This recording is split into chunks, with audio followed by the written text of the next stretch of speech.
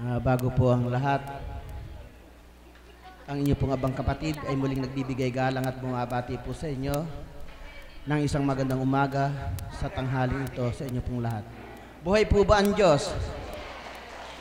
Mga kapatid, talaga pong napakasupresa ng Panginoon. Ang inyo pong abang kapatid sa mga sandaling ito, hindi po talagang nakatalaga na mag-facilitator. Subalit ika nga po kalooban ng Ama, sino po ako upang sa Kanya ay tumanggi. Amen po ba ron? Mga kapatid, ang ipinagkaloob sa akin na ating magiging tema na pagsasalu-saluhan sa umagang ito ay ang isa ako sa mapalad. Mga kapatid, ang sino man sa atin na naririto sa mga sandaling ito, tayo po ay napakapalad. At higit pa po ron, ang bawat isa ay may kanya-kanya tayong naging mapapalad sa kalooban ng ating Diyos ang mandakila. Kaya mga kapatid, hindi ko na po masyadong pakakahabaan ng aking mga ipag-aabot sa inyo na ika nga po ay tutugigayin ko pa ang mga salitang kung paano ang isang tao ay naging napabilang sa isang mapapalad. Ang una ko pong tatawagin, palakpakan po natin ng Diyos na buhay sa ating kapatid na Goido. Isa po siyang Caps.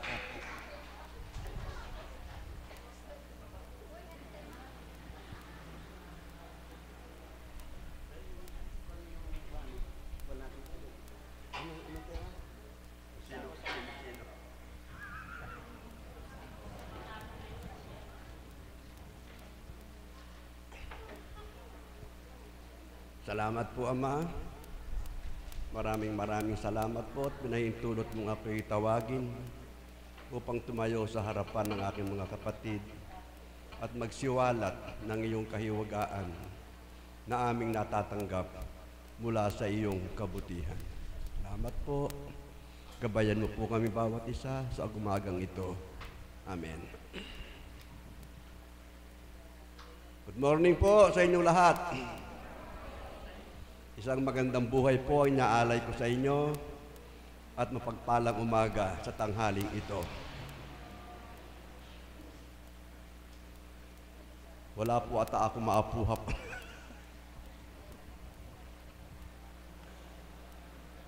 Ang tema po natin, isa ba ako sa mapalad? Mga minamahal kong mga kapatid, totoo po na isa ako sa anak ng Diyos na mapalad na inaakay sa dakong ito upang hasikan ng kanyang mga banal na salita sa araw-araw. Sapagkat tayo po mga anak ng Diyos, totoo po na tayo ay kanyang pinakamamahal.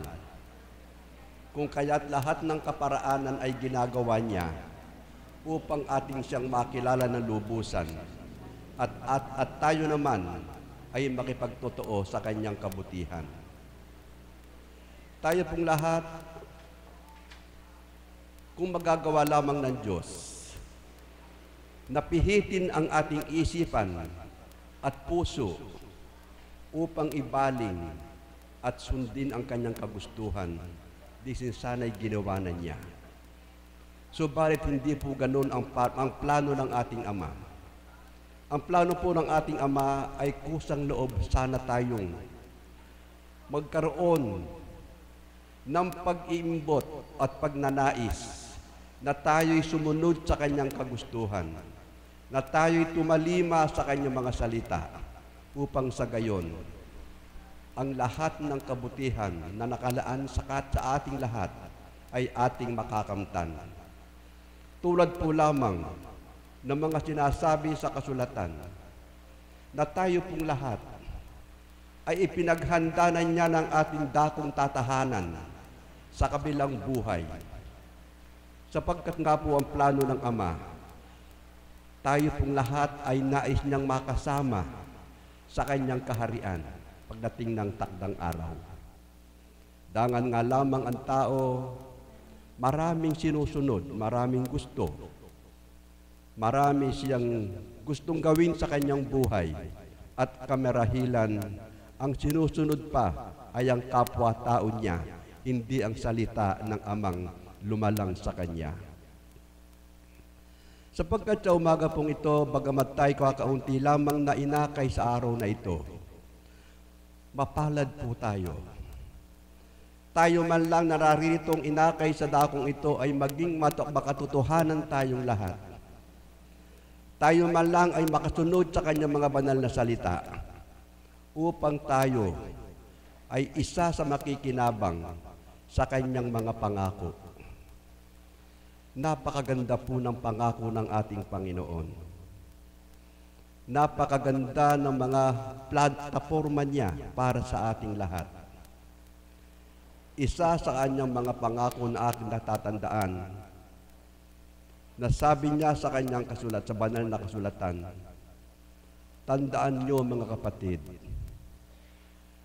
magpakailanman, habang kayo'y nabubuhay, hindi ko kayo iiwan. Sa makatwid po mga kapatid, ang ating Panginoon, ang kanyang banal na Espiritu, nananatili sa atin, na kung kaya't ating kikilalin ang kanyang kabutihan, hindi tayo malulumbay, hindi tayo magkakaroon ng pag-aalinlangan, sapagkat siya ang nakaantabay sa ating puso't isipan, sa ating pang-araw-araw na buhay. Ganyan po kabuti ang ating Ama.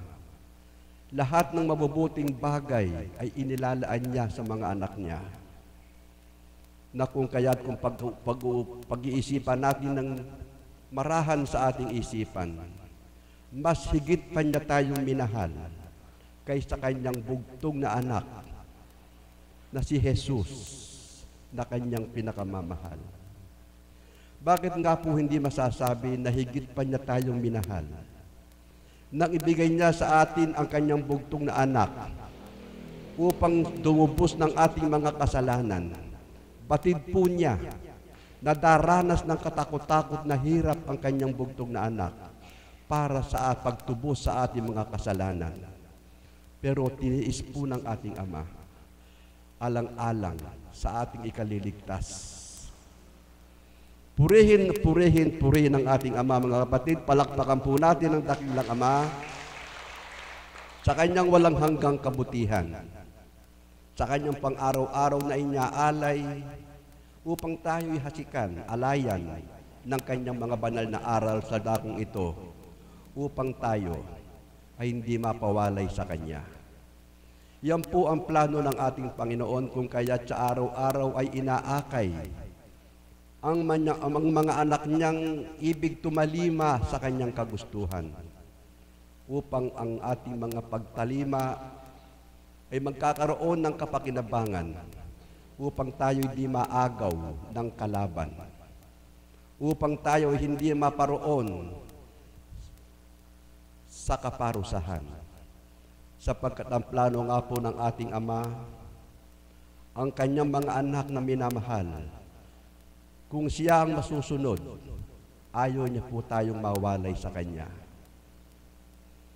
Kaya nga po lahat ng kaparaanan ay ginagawa niya upang tayong lahat ay makasama niya sa kanyang kaluwalhatian. Kaya nga po lahat ng mabubuting salita ay kanyang itinala sa kasulatan, upang kung ating mabasa at malaman, magmithi tayo, nakamtin natin ang mga ipinangako niya para sa ating lahat. Sa umaga pong ito, hindi ko po pakahaba ng ating babahagi, sapagkat nais kong mag-alay ng isang awit. Alaata si Maestro. Kapatid na Maestro,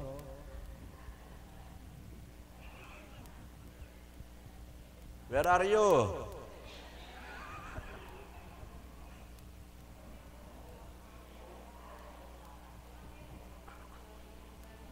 Kahit wala ng gitara, kakanak. Kasi po ang awit ko inihandang ito ay sarili kong iginawa para isalin sa Kawigang Kapampangan ang awiting Kung Ikaw Ay Lalayo.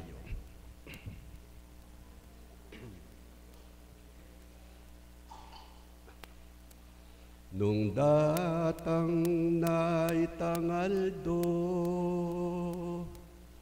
linaut ka era ka abatyo, tuknang yang dumurot ingyato, uling ala nakaking siping ko. Nung sakaling lugod kang aliwa, nanong alaga na paning biyet, dalan mo na'y aldo at bulan, uling enosunlag kapilan man. Nung sakaling lumaot ka, dala mo niya namaning puso ko, huling aline titibuk, king daranasan ng sobrang kirot. Ingke ka ko pakisabi, nung no ka rin ka man o hiram, emo sana kakalingwan, milabas pang biyes na aking kanyaman. Nung sakaling lumaot ka, dala mo niya namaning puso ko, huling iti aline titibuk,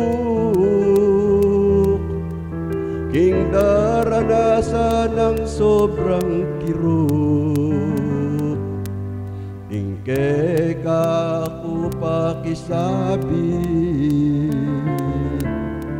nung no ka rin ka man o hiram, emo sana kakalingwan,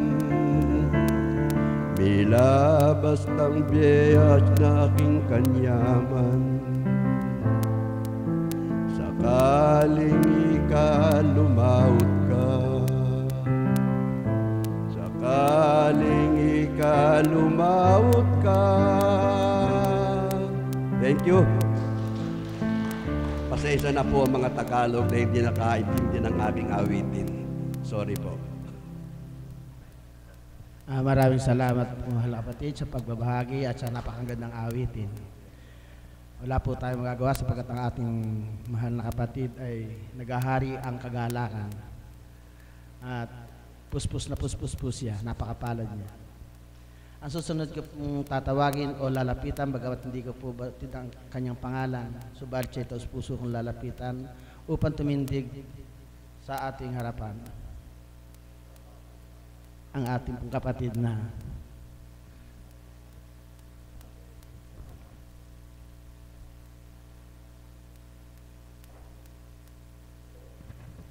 isang magandang umaga po sa tanghaling ito.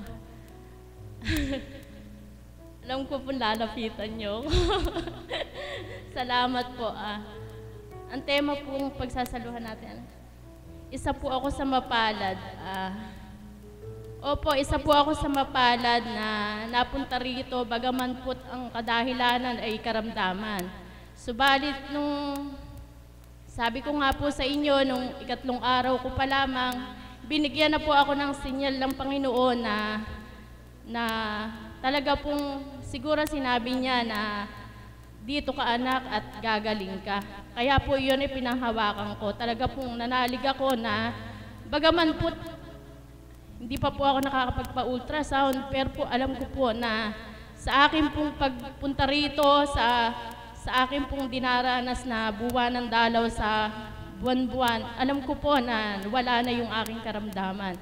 Kaya po mapalad po ako na sa aking pagpunta rito, alam ko po na napagaling na po ako at nagpapasalamat rin po ako sa ating mahal na Apo na kinalugdan. Yun lang po. Maraming salamat sa iyo, mga kapatid, sa napakaganda mong pagbabahagi.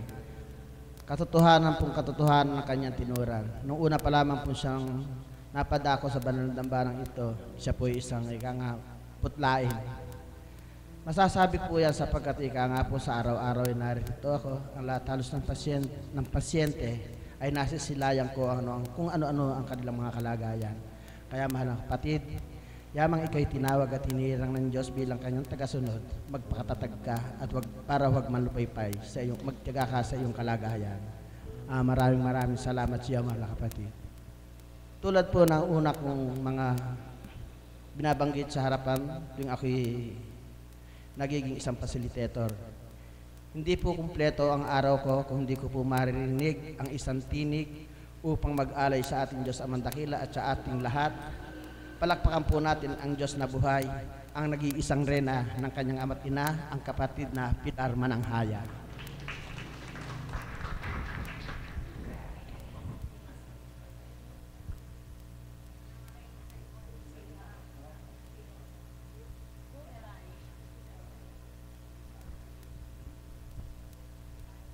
Sarap naman ang pambungad ng kapatid kong minamahal.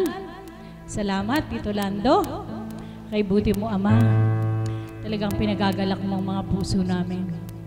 Bagamat kung minsan, sabi nga, huwag mong pagmasdan mga kapatid mo bilang tao, kundi ako sa tuwina ang isa puso mo. Amen po ba? Upang sa tuwina tayo po'y magalak, huwag po nating alintaanan kung ano man ang ating mga pinagdaraanan, kundi ang pagmamahal ng Diyos ang sa tuwina ay ating damhin ng tuwiran. Kahapon po ang aking tema ay sino ako noon at sino ako ngayon. At ngayon naman po ang ating kapatid na Lando, mapalad. Tunay nga po kay palad natin. At bilang sa aking sarili po, inaangkin ko po na ako ay mapalad, mapalad, mapalad. Amen po ba? Sapagkat kay sarap po talaga. Kay sarap ng damang-dama mo ang pag-ibig ng Diyos sa bawat kapwa mong nakakasalamuha. Amen po ba? At yan po ako na talagang ang pag-ibig ng Diyos ay damang-dama ko sa lahat ng aking mga nakakasalamuha, sa aking mga paligid. Pagdako ko dito, gayon din po. Kaya kay sarap, Ama. Kay sarap na madama ka sa pamamagitan ng iyong mga kapwa. Kaya kung paano po ang tema ko kahapon, sino ako, Tito Lando? Ngayon po ang awitin ko ay sino nga po ba ako? Para po sa inyong lahat.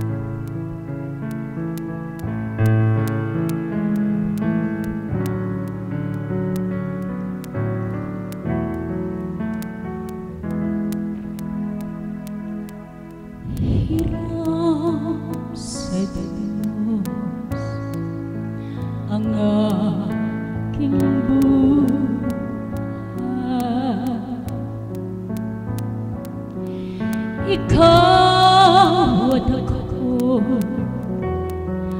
tanging handog lamang, di ko ninais na ako'y isilang, ngunit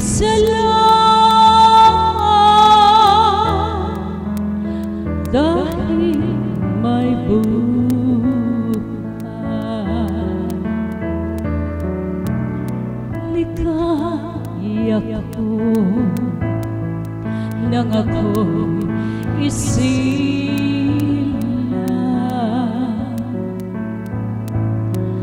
pagkat tao ay mayroon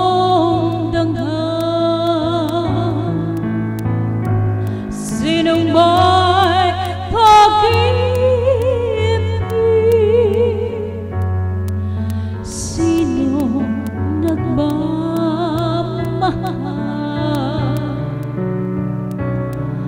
kundi ang tao, di asapin ang ulan, kundi ako umibig, kundi ko man bigyang halaga ang buhay ko. Handog ang buhay kong hiram sa Diyos, kundi ako nagmamahal. Sino ako?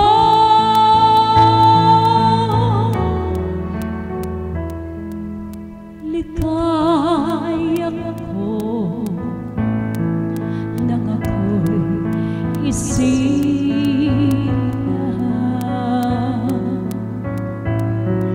pagkat tao ay mayroong dangal. Sino may pag-ibig,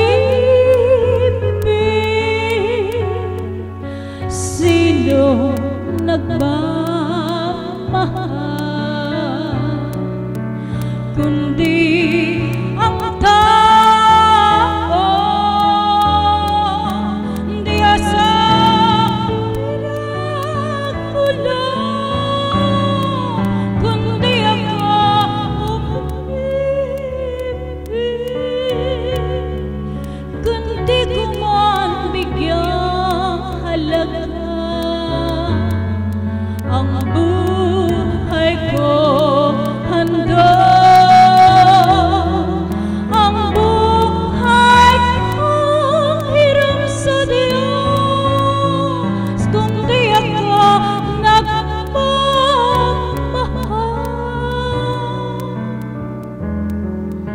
Sino ako? Kundi ako nagmamahal.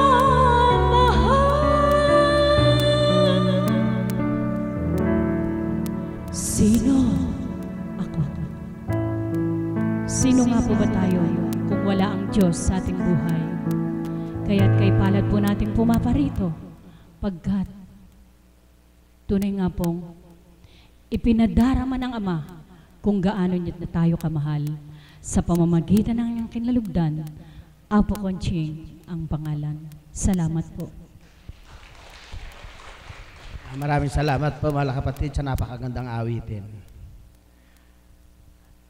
Napakaganda po ng awitin ng ating mga kapatid. Kung kaya, kanina ko pa nausal sa akin sarili. Ama, maraming salamat po sa buhay na pahiram mo, na sa tuloy pinagkakaloban mo ng buhay. Maraming salamat po. At ang susunod ko pong tatawagin, ito po ay isang pasyente na kung inyo pong titingnan nung siya may karamdaman sa balat, talaga pong halos ang kanyang buong katawan, ito po ay talop na ng sugat. Subalit sa kanyang pagtsatsaga, pananalig at panampalataya sa Diyos nating Diyos ang mandakila, ang biyaya ng kagalingan ay kanyang nakamtan, kung kaya isa siya sa mapalad. Palakpan po natin ang Diyos na buhay sa ating kapatid na Maricel ng San Roque.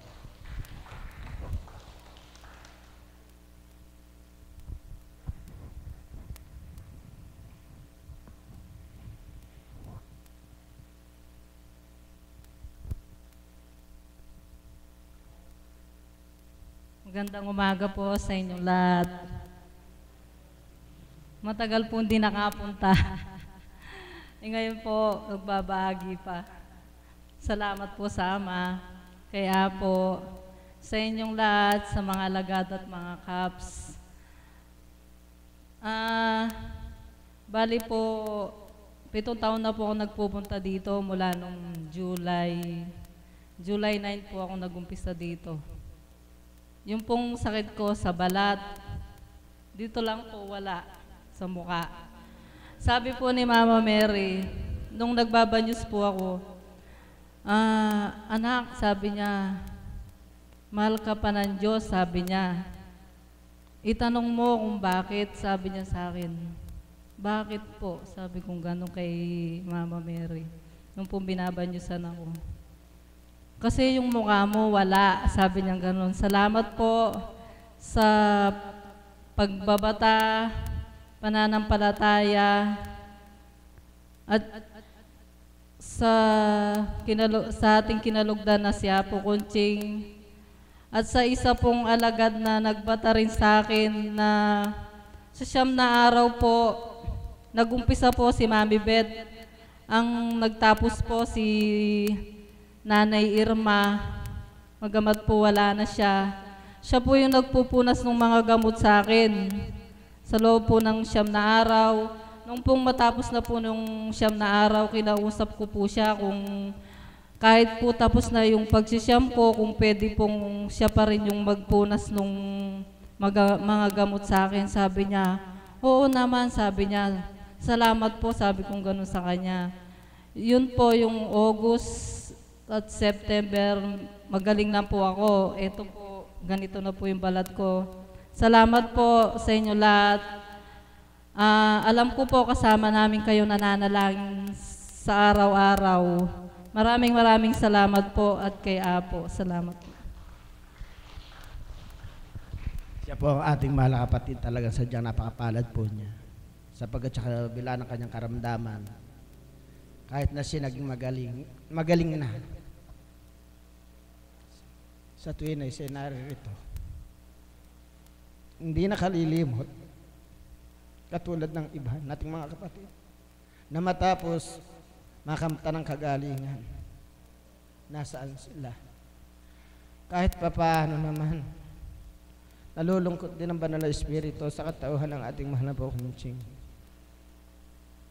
Subalit ang tao nga naman, sadyang ganyan. Kapag naangkin na ang kanilang kailangan at minimiti, sukat na lang tatalikod. Ni hindi mo nga po nakapagpapasalamat pa ang iba, tulaw yan sila'y nawawala na. Kung batid lang po ng Diyos, kung batid lang po ng mga tao na ang Diyos ay dakila talaga, baka ang sino man sa kanila, at kung masumpungan nila ang dakong ito, sa tuwin na sila'y naririto. Buhay po akong patutuo sa inyo mga kapatid. Talagang napakadakila po ng Ama. At sa mga pasyente ko pong nasilayan sa araw-araw,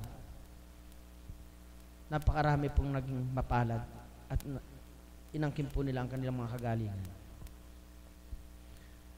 At ang susunod ko pong tatawagin, isa pa rin pong pasyente kasalukuyan, na ika nga po sa kabila ng kanyang kalagayan, may tuturing po siyang isa sa mapalad. Palakpakan po natin ang Diyos na buhay sa ating kapatid na Edith.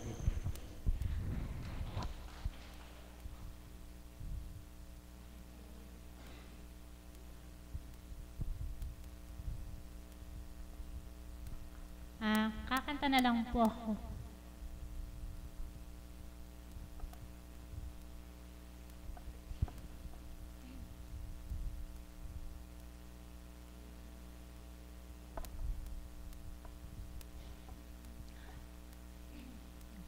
Buksan mo ang iyong puso sa mga bilanggo.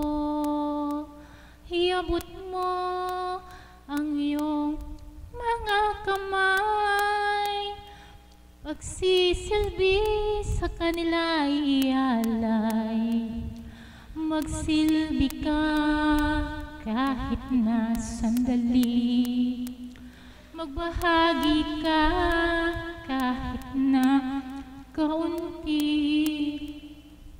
Sa mga bilanggo, minsan ay nagkamali. Sa harap ng Diyos handang magsisi. Bahaginan mo sila ng pagmamahal. turuan mo sila'y magdasal, iyong ipadaman na sila'y minamahal ng ating Diyos ng may kapal. Baginan mo sila ng pagmamahal, turuan mo sila'y magdasal, iyong ipadaman na sila'y minamahal ng ating Diyos na may kapal.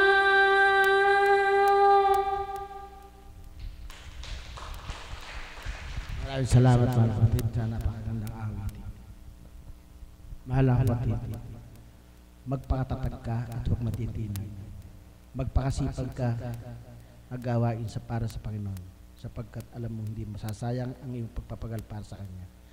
At sa iyong pagpapagal, tatamuhin mo ang buhay na walang hanggan. Maraming salamat. At ngayon po, tayo po ay dadako sa tuwing ay aking pong nababanggit sa harapan ito, sa tuwing aking magpapasilitator.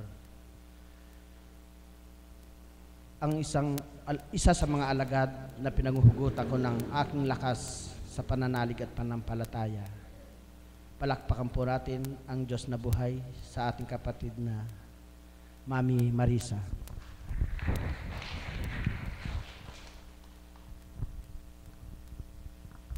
Salamat sa iyo, Ama.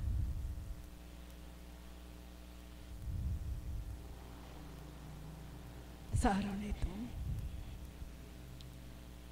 ay patuloy mong pinadarama ang wagas at tapat na pag-ibig mo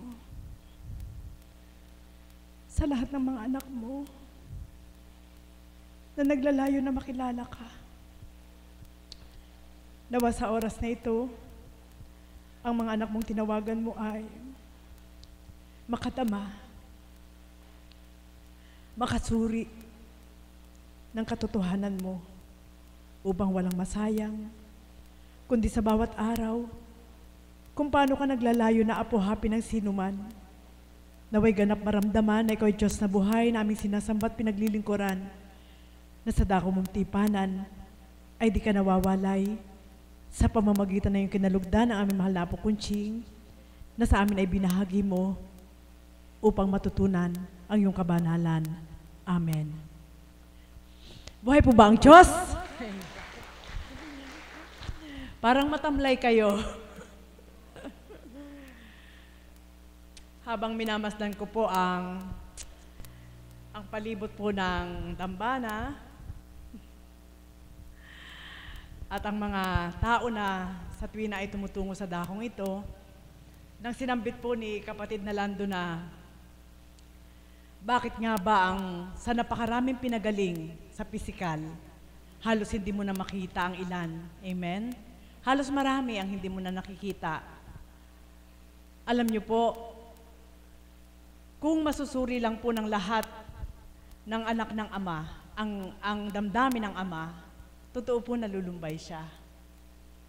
Nalulumbay po siya doon sa mga anak niya na patuloy po niyang pinaghahainan ng mga hiwaga at mga biyaya na sabi nga, hindi lamang material, kundi maging ang spiritual na patuloy na pinatatanggap sa lahat ng tao na tumutungo sa dakong ito. Amen po ba yun? At siguro, totoo po yun, nararamdaman po yun ng mga hinirang na sa bawat araw, yan po yung mga dahilan bakit ang mga hinirang ay hindi makatugot. Na kung pagninilayan po, sino ang magbabalik sa Diyos kung ang lahat ng pinagaling ay hindi na magbalik sa Kanya? Buhay po bang Diyos? Sige po, magnilay po kayo. Medyo malalim po ang nais ko po ipahiwatig sa inyo. Sabi nga ni Tita Pilar kahapon, sino ako noon at sino ako ngayon. At ngayon po ay isa ako na sa dakong ito ay naihakbang ang mga paa na ang pagiging isang mapalad ay hindi mo masasambit na mapalad ka habang panahon kung ikaw mismong may katawan ay hindi ka sa pagiging mapalad mo. Buhay po ba ang Diyos? Opo.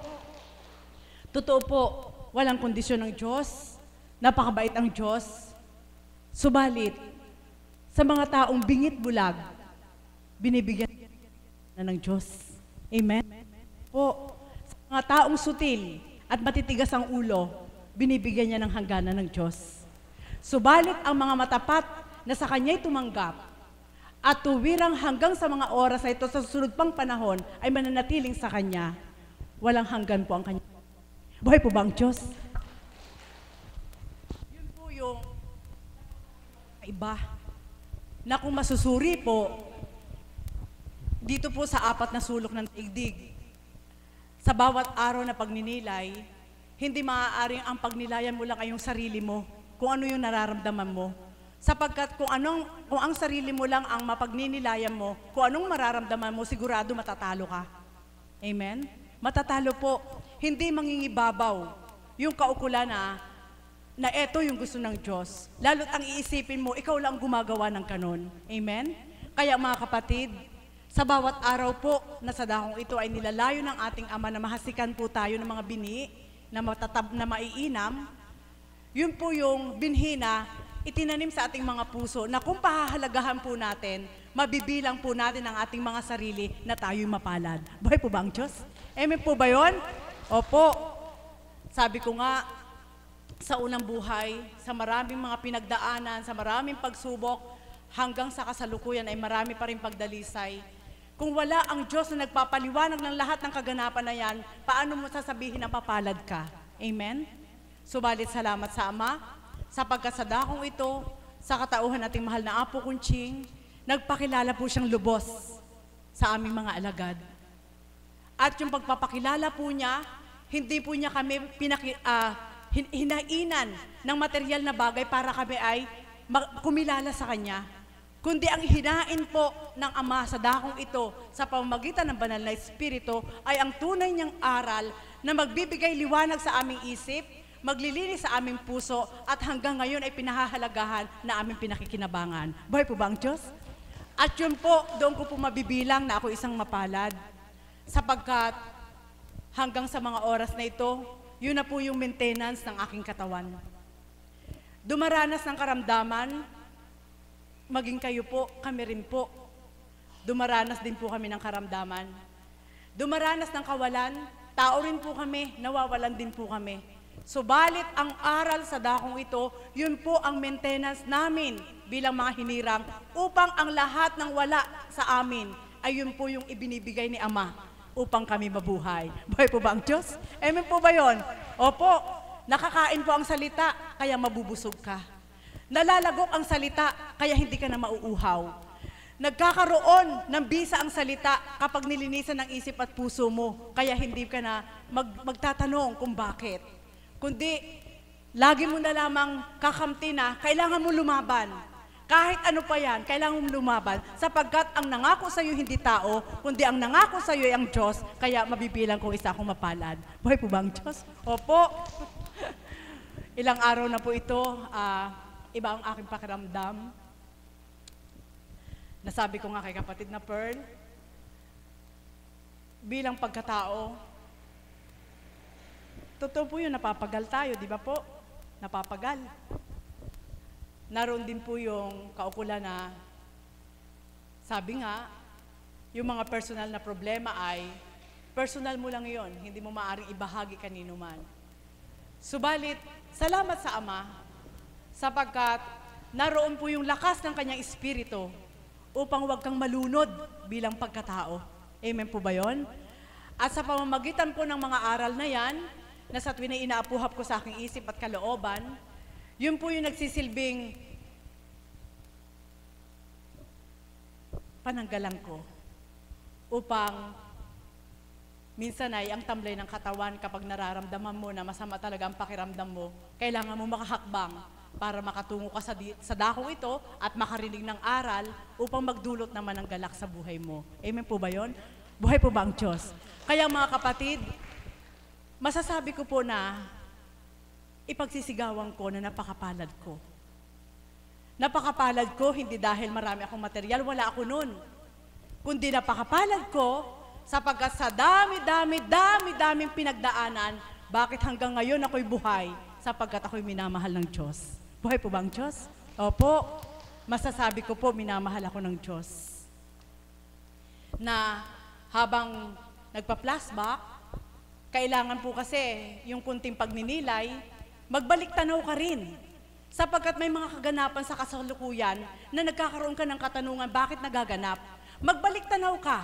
Baka mayroon ka pang utang nung nakaraan na hindi mo pa nababayaran ngayon. Buhay po ba ang Diyos? Po ba yun? Opo, totoo po yun. Bakit kaya naganap sa akin na ako'y siniraan ng taong yun? So pwede kang magbalik tanaw. Ihingi mo ng tawad sa Diyos kung mayroon kang nagawa. Minsan po kasi may mga kaganapan din naman na kahit wala kang kasalanan, gagawan ka pa rin ng pagkakasala ng tao sapagkat nakikita nila na ikaw ay nagbubunga. Subalit, mahalaga ang pagninilay sapagkat nahihimay mo ito lahat upang ma-upgrade po yung karunungan na ipinagkatiwala ng Diyos sa bawat isa. Amen? Kaya mapalad po tayo kapag ang karunungan na mula sa Ama ay ating napahalagahan.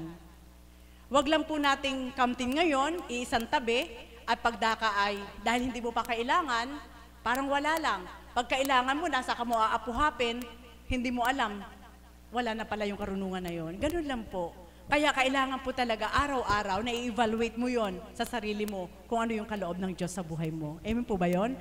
Kaya sa dakong ito, higit kong naramdaman na mapalad ako sapagkat binigyan ng linaw ng Diyos ang bawat kaganapan sa una kung paano masasambit ko na wala akong naging isang kakampi kundi tangi ang Diyos lamang. Buhay po ba ang Diyos? Amen po ba yon? Opo, na sa unang buhay, kung hindi mo nga alam ang reason ni God, maaaring sabihin mong, bakit ganon? Bakit puro na lang ganon? Subalit ngayon po, isa lang ang masasambit mo. Purihin ka, Ama, sapagkat nagpakilala siya sa iyo. Buhay po ba ang Diyos? At ngayon po, may maririnig ka man, may mga kaganapan man, subalit iisipin mo na lang na yun ay test lang para sabihin mo na hindi ka iniiwan ng Diyos na nagmamahal sa iyo. Buhay po ba ang Diyos? Kaya mga kapatid, ito po yung, totoo po yun, sa simple at payak na pamumuhay, maibibilang ko po ang sarili kong napakapalad. Sobrang napakapalad, sapagkat ang hindi ko tinamasa noon, ibinigay po niya sa akin nang ako'y naglingkod sa Kanya. Buhay po ba ang Diyos? Opo. Binigay po niya sa akin ang kapayapaan, ang kapanatagan, ang katatagan, ang pagtitibay, at ang paninindigan na kung ano yung gusto niya, yun lang yung susundin ko. Buhay po ba ang Diyos? Kaya mga kapatid, mahirap liripin ang kalooban ng ating Ama sapagkat ang kalooban niya ay hindi natin kalooban at ang kalooban natin hindi niya kalooban. Subalit kapag naglapat po, nag-ugnay, ibinibigay po niya yung kaukulan na hindi mahihirapan ang isip mo, hindi mahihirapan ang katawan mo, at hindi mahihirapan ang buong pagkatao. Kaya sa bawat araw po, habang nakatitig ka lang at may pinangungusap sa sayo, totoo po yun. Minsan, kapag naiisip mo bilang tao na magiging komplikado lang ang buhay mo sa kapwa mo at ang buhay mo sa mundong ito, masarap pang sabihin, Ama, magpapahinga na ako, kuhanin mo na lang ako. Buhay po ba ang Diyos? Totoo po yun. Kapag naramdaman niyo po ang Diyos sa puso niyo, at ang makikita na inyong mga matay, magiging komplikado ang buhay mo, takasan mo na lang, hingin mo na lang ang buhay mo sa Diyos na mamatay ka na lang. Totoo po yun. Subalit, sabi nga ng ating Panginoon, hindi mo maaari ipangalandakan yun kung ikaw mismo sa sarili mo. Hindi mo pa nalalaman kung saan ka tutungo. Buhay po ba ang Diyos? Kaya iyan po, sa dakong ito, inuulat po ng ating Panginoon sa pamamagitan ng mahal na Apo Kunching, ang kanyang mga aral upang tayo po'y makapili kung ano yung buhay na gusto natin. Buhay po ba ang Diyos? Kaya mga kapatid, buhay ang Diyos. Mahal na mahal niya po tayong lahat.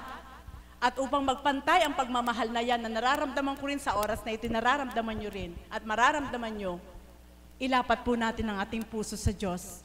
Huwag tayong lumayo sa Kanya. Sapagkat siya'y malapit na. Andyan lang sa tabi mo. Kailangan ikaw mismo ang lumapat sa Kanya. Amen? Sapagkat walang problema kay God. Tayong tao ang may problema. Kaya sa bawat araw po, kapag nailapat mo na ang puso mo kay God, masasabi mong isa ka sa pinakamapalad, Kulang ka man sa material, subalit busog ka naman sa espiritual, at do'y may pagsisigawan mong siya'y Diyos na buhay na sinasamba mo bawat araw. Muli po, magandang umaga sa tanghaling ito. Maraming salamat po, Mami Marisa, sa napakagandang pagbabahagi. Kung ano man po ang narinig nyo sa ating mahal na kapatid, katotohanan po ang kanyang mga tinuran, at harinawa po ay maging karagdagang buhay pananampalataya ang kanyang mga ipinahayag sa inyo. Maraming salamat po, mahal na kapatid. Isa rin po akong mapalad sapagkat meron isang Mami Marisa na sa tuwin ay aking nababanggit na aking hinuhugutan ng lakas sa aking pananalig at panampalataya. Kung kaya ang inyong abang kapatid hanggang sa ngayon nakatindig sa inyong harapan, lumalaban sa anumang pagdadalisay na dumadatal sa aking buhay, sapagkat ang ating Mami Marisa ay mayroon din namang pinagdaraanan na pagsubok o pagdadalisay. Sa lingid po sa inyong kaalaman, masyado po ang naging sakripisyo ng ating Mami Marisa.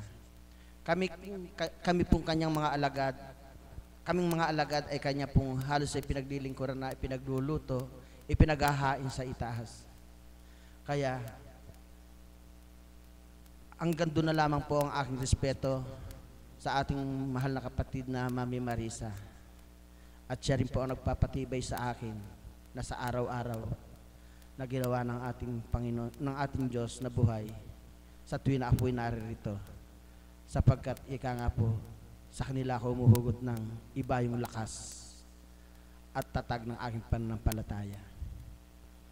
Ang susunod ko pong tatawagin, palakpakan po natin ng Diyos na buhay.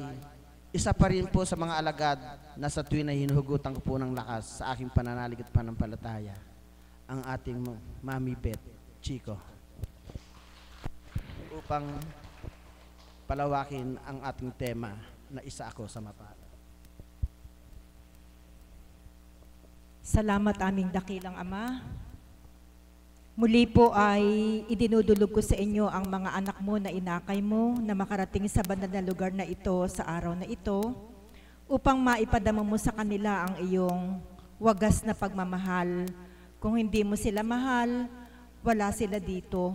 Kaya Ama, sa pagkakataong ibinigay ninyo, pabayaan nyo pong ibulong nila sa inyo ang nilalaman ng kanilang puso't kaisipan. Higit sa lahat, ang dahilan kung ba't sila nandirito sa araw na ito. Nawa po ay pagbigyan ninyo silang lahat.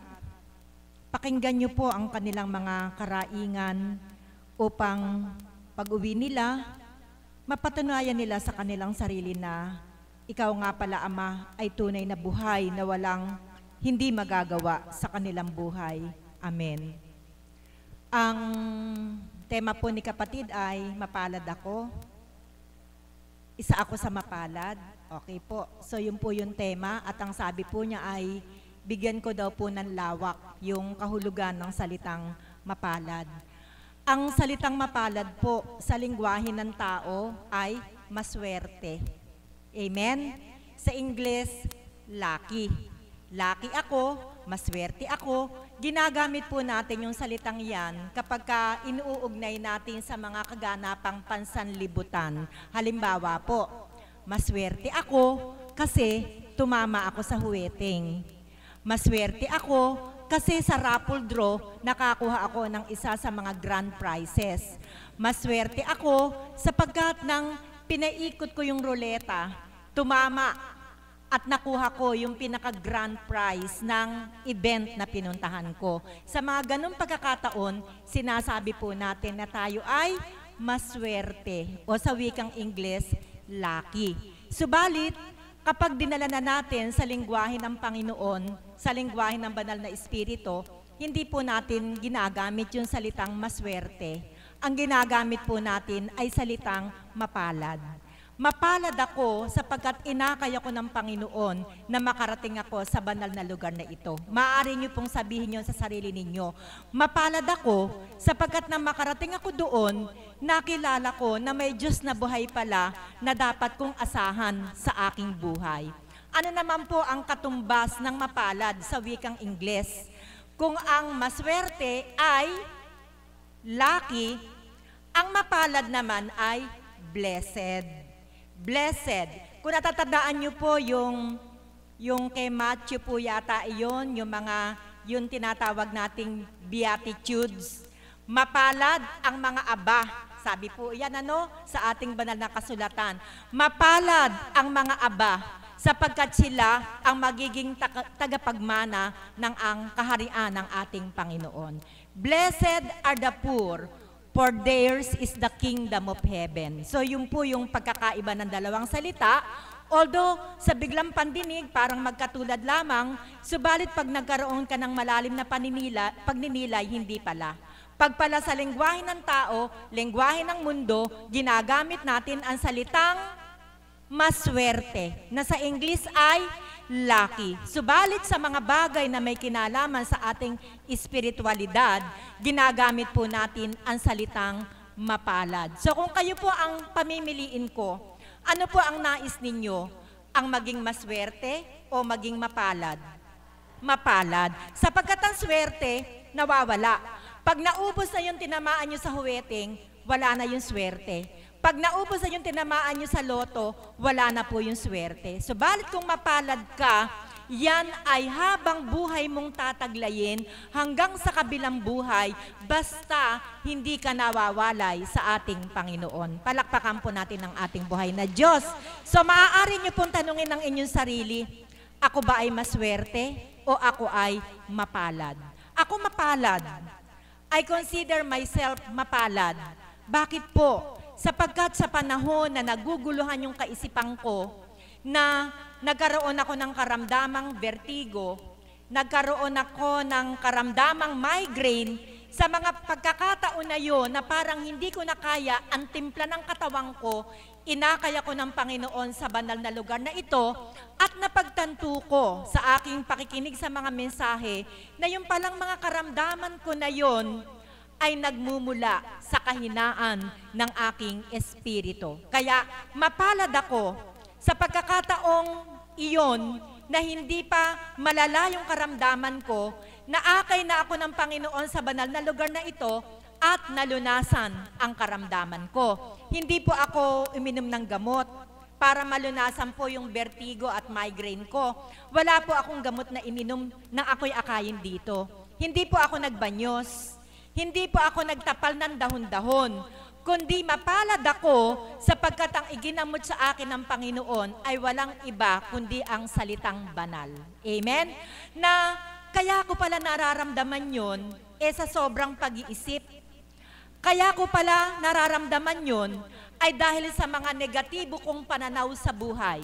Yan po ang ginamot sa akin ng Panginoon. At wala siyang iginamot sa akin, kundi habang ako'y nakaupong katulad ninyo, nakikinig ako ng kanyang mga banal na aral at ang mga negatibo kong kaisipan ay naging positibo sa tulong ng mensahe ng Espiritong Banal. Palakpakan po natin ang ating buhay na Diyos. Mapalad ako sapagkat nakilala ko ang Diyos na dapat ko palang asahan, lalo't higit pag may problema ako sa aking buhay. Nung hindi ko pa siya kilala, ang mga problema ko ay idinedepende ko sa aking sarili, na ang kinakatwiran ko, kaya ko yan.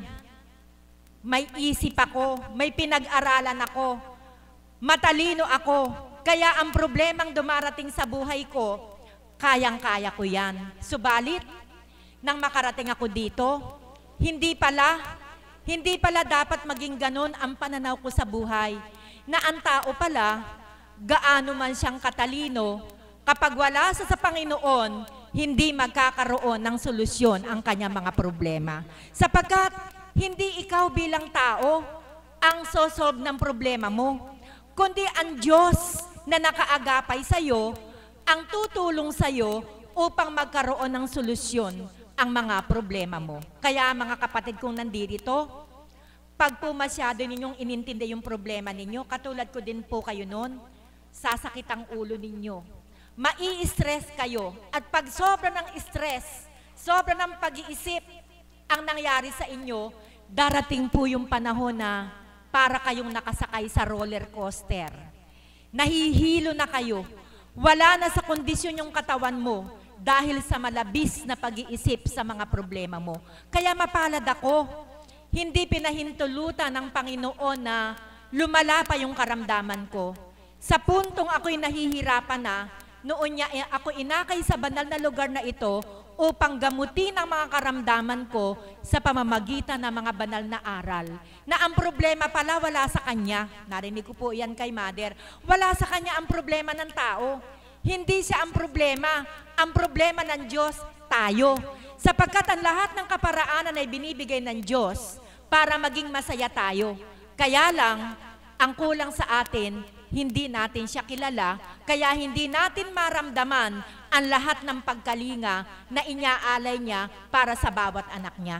Mapalad ako, nakarating ako sa banal na lugar na ito, nabuksan ang pandama ko na sa bawat araw pala, mayroon siyang pagkalinga at pagmamahal na inyaalay sa atin na hindi natin nararamdaman.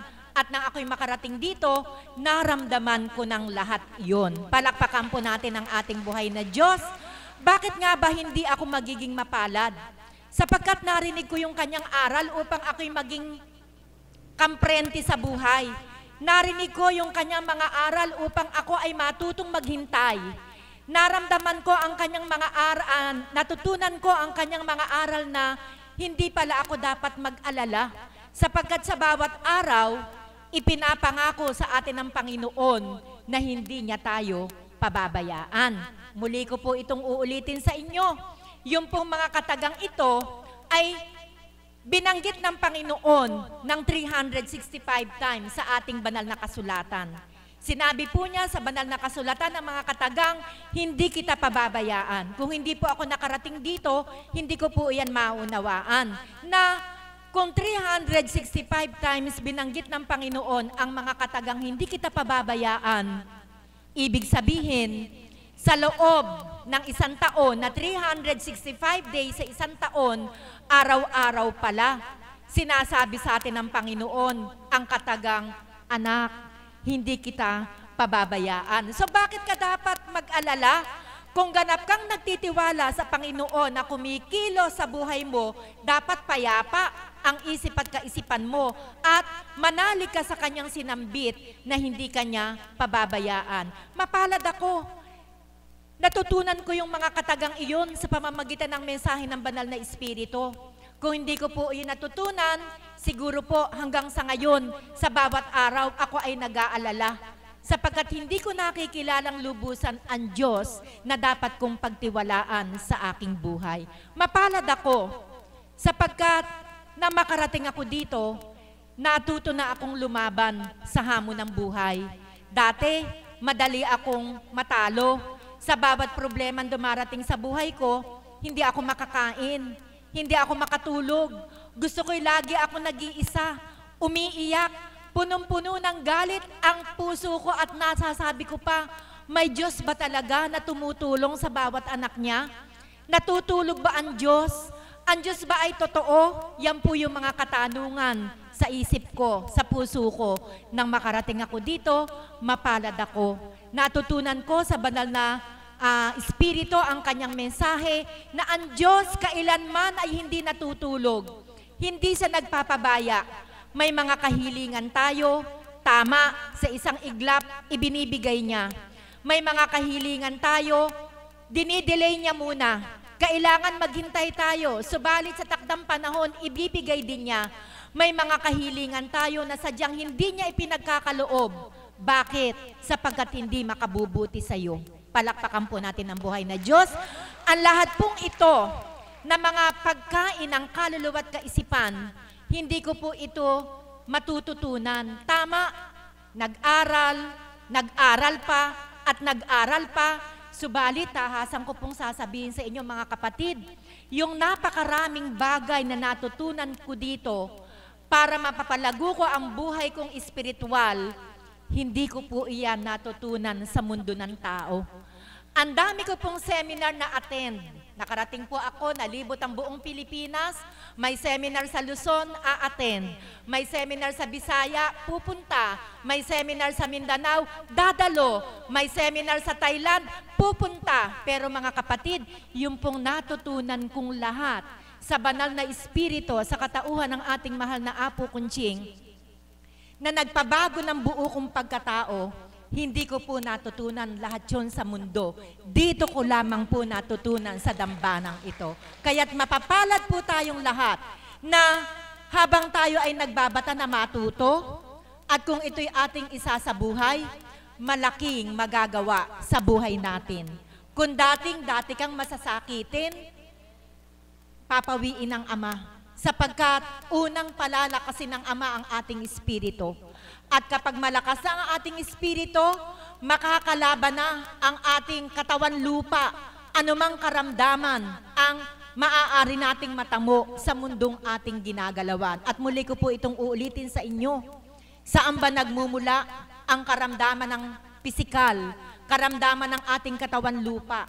Ang pinagmumulan po nito, labis na pag-iisip. Kapag ikaw ay labis na nag-iisip, tataas ang blood pressure, tataas ang sugar, tataas ang uric acid, ang cancer cell maa-activate. Kaya kung wala kang trace ng cancer sa labis mong pag-iisip, yung cancer ni cell na yan maa-activate, mabubuhay. Sa halip na wala kang cancer, sa malabis na stress at pag-iisip, maaaring magkaroon ka nito. Kaya ang lunas, upang hindi tumataas yung mga dapat tumaas sa ating katawan, ay ang ating lubos na pananalig at pagtitiwala sa ating Panginoon. Palulusugin ang ating espiritu. Pag lumusog ang ating espiritu, lalaban ang ating katawan lupa sa mga karamdaman. Mapalad ako, natutunan ko yan. Siguro kung hindi ko yan natutunan, sa edad ko na to, lupaypay na ako sa karamdaman. Sapagkat yung mga kaklase ko, karamihan, marami nang namamatay, maraming nakalugmok sa karamdaman. Subalit ako sa tulong ng Ama, nandirito ako, nakakarating araw-araw dito, nakakadalo sa banal na gawain, malakas ang katawan ko, nagagawa ko pa ang nais kong gawin. Dahil ba sa sarili ko, sa kinakain ko, nagbabitamins ako, nagagatas ako? Hindi po. Ang lahat ng ito ay biyayang mula sa Ama na makakamit natin kung tayo ay ganap na magiging malapit sa Kanya. Subukan po ninyong isabuhay yung mga ilang kataga na binanggit ko sa inyo at pagkaraan ng mga ilang araw, ilang panahon, masasabi nyo rin yung sinasabi namin na mapalad ako. Magiging mapalad tayong lahat mga kapatid kung uunahin natin ang Diyos sa ating buhay. Magandang umaga po at maraming salamat. Maraming salamat po, Tita Beth, sa napakagandang pagbabahagi. Mga kapatid, kung inyo lang pong ninamnam ang bawat salita na binitawan ng ating mahal na kapatid. Para po sa akin, sa tuwing maririnig ko po ang aming Tita Beth o ang aming Tita Marisa na nagbabahagi sa harapan ito, daman-dama po kung ang puso ko po ay tumataba sa tuwing ay malusog.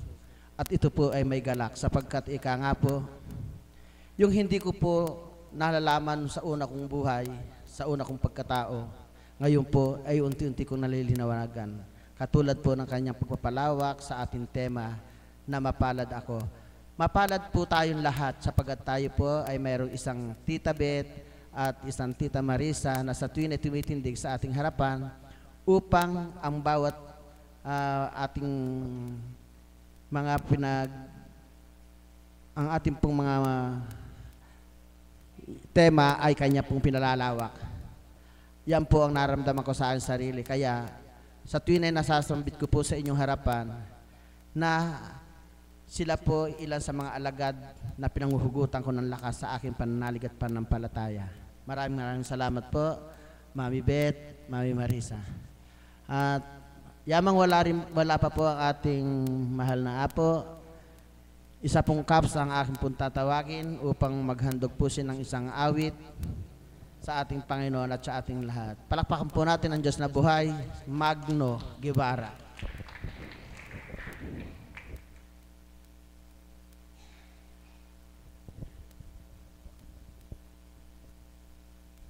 Magandang umaga po sa tanghaling ito. Ako po ay naituturing ko po ako ay mapalad na rin sapagkat ngayon pong oras na ito ay binigyan ako ng pagkakataon upang ako po ay mag-alay ng awit, una sa Diyos, sa ating Diyos Ama at sa ating lahat.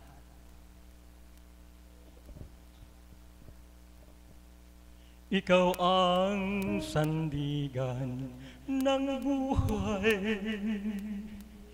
dito sa templo mong hinirang. Ikaw ang tunay na patnubay sa lahat ng iyong nilalang. Nagpupuri sa iyo, O Diyos, Ama. Buong mundo, ikaw ang pag-asa. Panginoong Jesucristo ang banal, tinubos mo ang lahat ng dakilang layunin ay dinggin.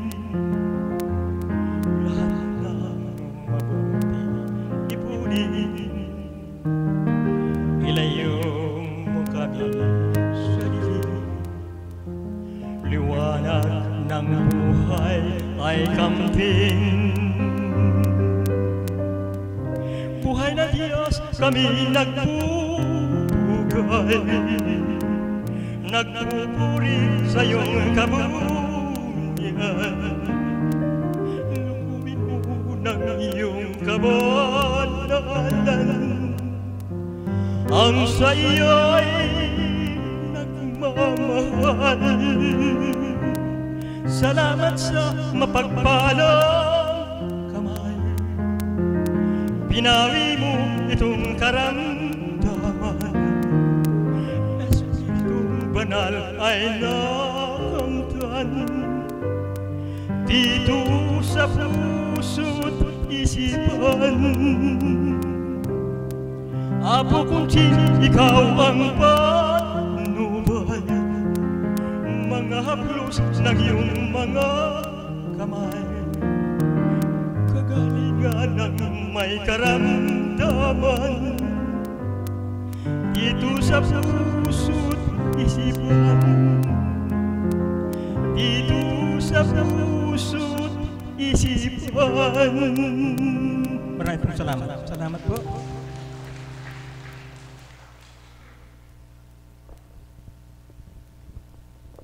Maraming salamat mga kapatid sa napakagandang awitin.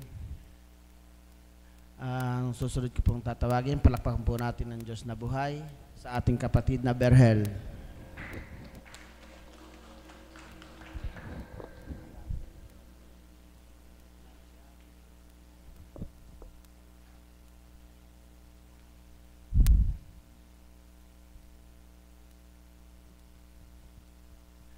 Magandang umaga po sa inyong lahat, mga minamahal na kapatid. Magandang umaga po sa inyong lahat.